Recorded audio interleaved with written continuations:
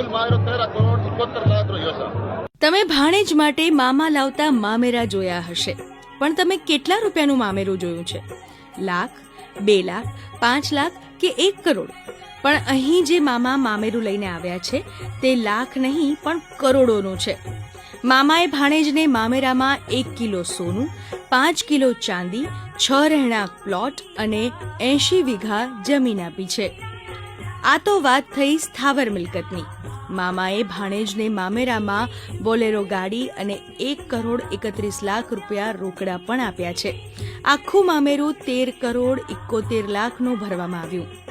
5 kilo चांदी है, 1.25 kilo सोना है, 1 बोलेरो गाड़ी है और 1 10-35 ट्रैक्टर है और 6 प्लॉट है सर और 80 बीघा जमीन है सर और रोकड़ रुपया से 1 करोड़ 31 लाख